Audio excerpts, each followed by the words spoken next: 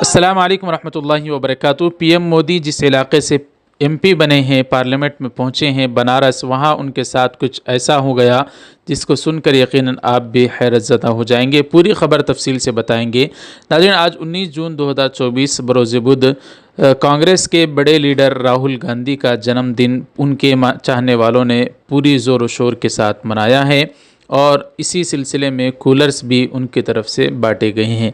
आपको बता दें, एक अफसोसनाक खबर अलीगढ़ से खुलकर आ रही है, जहां कुछ फ़िरक़ा परस्त अनासिर ने अपनी शरंगेज़ी दिखाते हुए एक मुसलमान को चोरी का इल्ज़ाम लगाकर शहीद कर दिया। इन्ना लिल्लाहि व इन्ना इलैहि राजिऊन। वहीं पर सऊदी अरबिया मक्कतुल मुकर्रमा से बड़ी दर्दनाक और अफसोसनाक खबर ये भी खुलकर आ रही है कि तकरीबन 500 से ज़ायद हुज्जाज इकराम जाम शहादत नोश फरमा चुके हैं।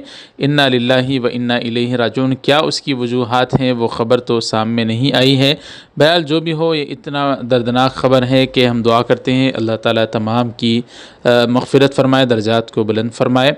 बताया जा रहा है कि जिसमें तकरीबन 323 मिस्री बाशिंदे थे और दीगर इलाक़ों के हुज्जाज इकराम भी थे।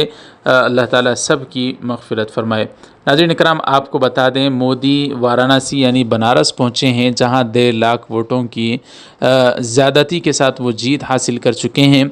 और ये भी लोगों का मानना है कि पीएम के ओहदे पर फाइज़ होने के बावजूद सिर्फ 1.5 लाख वोटों से जीत कर पार्लियामेंट पहुँचना यकीनन एक पीएम मोदी अपने ओहदे पर होते हुए भी उनके लिए ये जीत कोई उतनी बड़ी जीत नहीं है, क्योंकि कांग्रेस के लीडर ने वहाँ पर ज़बरदस्त टक्कर दी है। राहुल गांधी ने इसीलिए कहा था कि मैंने अपनी बहन प्रियंका गांधी को कहा कि तू वाराणसी से इलेक्शन लड़, अगर वो लड़ती तो पीएम मोदी ज़रूर हार जाते। आपने देखा भाइयों और बहनों, अयोध्या की सीट हार गए। सिर्फ अयोध्या में नहीं, वाराणसी में जान बचा के निकले हैं प्रधानमंत्री। और मैं आपको कहता हूं और बहन से कह रहा हूं, वाराणसी में अगर ये लड़ गई होती तो आज हिंदुस्तान के प्रधानमंत्री 2-3 लाख वोटों से वाराणसी का चुनाव हार जाते।